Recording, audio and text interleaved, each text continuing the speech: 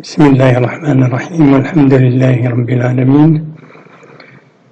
Avant de commencer, pour des raisons de convenance personnelle, nous nous excusons pour cette interruption de cours et nous repartirons avec l'aide d'Allah sur de bons pieds jusqu'à la fin de notre parcours, Inch'Allah, afin que nous soyons parmi les lecteurs assidus du Saint-Coran. Aujourd'hui, nous commençons notre vidéo parce qu'il nous restait des signes supplémentaires. Donc on va voir aujourd'hui ces deux signes que vous voyez sur ce tableau-là, qui sont as-sukun, en forme de petits cercles, et ash-shadda, en forme d'un petit signe sans queue. Donc on trouve ce signe-là, sukun, on ne le trouve jamais au début d'un mot, soit à la deuxième lettre, soit au milieu, soit à la fin. Donc on peut le trouver au milieu, à la fin, et quand on fait une pause dans la lecture du Coran, donc on arrondit, au lieu de, par exemple, ad-dhamma, un mot qui se termine par ad-dhamma, donc on lui met un sukun. Par exemple, si je dis baytun, on peut s'arrêter sur bayt, ou babun, on peut dire aussi bab. Et shadda qu'on appelle la gémination, le petit signe, la lettre signe sans queue, qui normalement à l'origine elle double, la lettre elle est double. Donc on va voir dans ces exemples-là. Donc on commence par sukun. Par exemple, min. Vous voyez ici, on prononce min. De, qui veut dire de. Laou, si, et ou bien. Ash-shadda, la gémination. Donc, nous avons ici des exemples, et on l'utilise nous avons évoqué ça, donc on utilise ash-shadda dans les lettres solaires. Donc c'est les lettres, parmi donc les lettres de la langue arabe, il y en a des lettres lunaires qui contiennent pas, quand on définit un mot, il n'y a pas de shadda, il n'y a pas de gémination, mais il y en a des lettres solaires qu'il faut mettre le shadda après l'article défini elle. Par exemple ici nous avons ash-shamsu, le soleil, at-tinu, les figues, murrun, amer. Donc là, on détaille. Ash-shamsu, ash, donc le premier, donc on a dit qu'il s'agit d'une double lettre. Le shin, il est doublé. Donc le premier shin contient à l'origine un sukun plus la voyelle que contient cette lettre-là. Par exemple, ash-shamsu, il y a une fatha. Donc, ash-sha.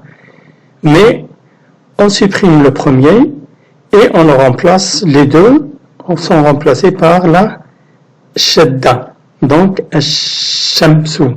Donc, au lieu de sukun et les deux shin, donc on contracte, donc ça devient un seul shin, et le sukun se transforme donc en shadda, en gémination, sans oublier bien sûr la voyelle que contient ce mot-là. Ash-shamsu, at-tinu, donc il y a une sukun ici, donc at, sukun, et ti, donc ça devient at-tinu, un seul ta, une seule lettre, qui est le ta plus shadda. Il ne faut pas oublier cette gémination-là, shadda. At-tinu, et là, murrun. Amer, c'est mur, et après run. Donc ça devient mou avec shadda, et at-tanwin avec un double dhamma. Murrun. On passe après, donc après avoir vu donc les mouvements. Donc maintenant, du fait qu'on on est arrivé à notre quatrième lettre, qui est le djim, qu'on va voir après, Inch'Allah. Donc là, on réunit deux lettres. Donc vous pouvez aussi combiner n'importe quelle lettre que vous connaissez, mais ça ne renvoie pas à des vrais mots. Donc il se peut que ça peut former ces signes-là avec plutôt ces deux lettres ou plus. Ça peut faire une coïncidence en formant un mot, mais sinon vous pouvez combiner pour pouvoir articuler et apprendre à prononcer les différents sons.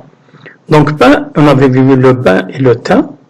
Donc là, si on lit les deux lettres ba et ta avec les deux fatha, donc on lit ba ta.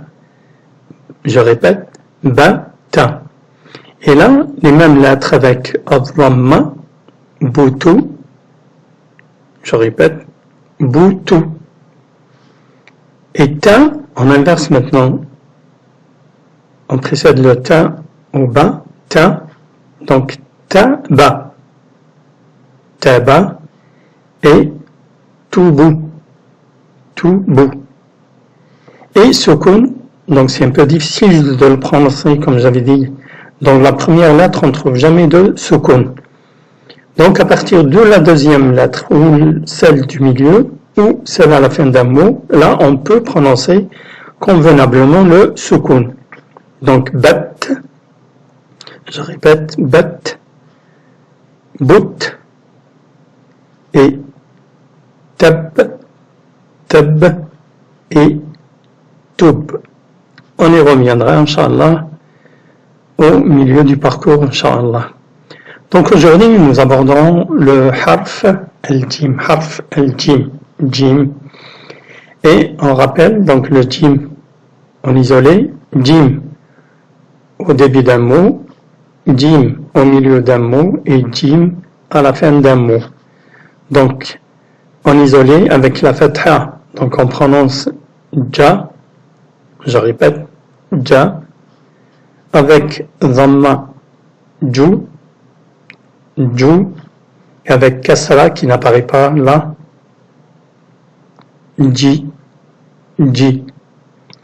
Quand on prolonge avec les voyelles longues qui sont le waw et le ya et le alif, donc on lit ju,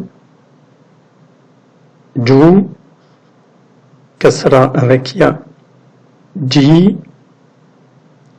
ji, fatha avec alif, on prolonge, ja, ja, et avec tanwin, bidham, jun, jun, double kasra qui n'apparaît pas ici, donc jin, jin, et avec tanwin bifathatayn, avec les deux fathas, jan, jan.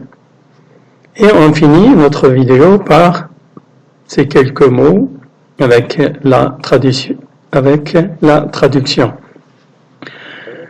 Jabalun, jabalun, mont. Jazarun, jazarun, carotte. Jubnun, jubnun, fromage. Jidarun, jidarun, mur. Tajdidun, tajdidun, renouvellement. Tajrubatun, tajrubatun, expérience. Jabrun, jabrun, algèbre. Thaljun, thaljun, neige. Thallajatun, thallajatun, réfrigérateur. Jabhatun, jabhatun, front.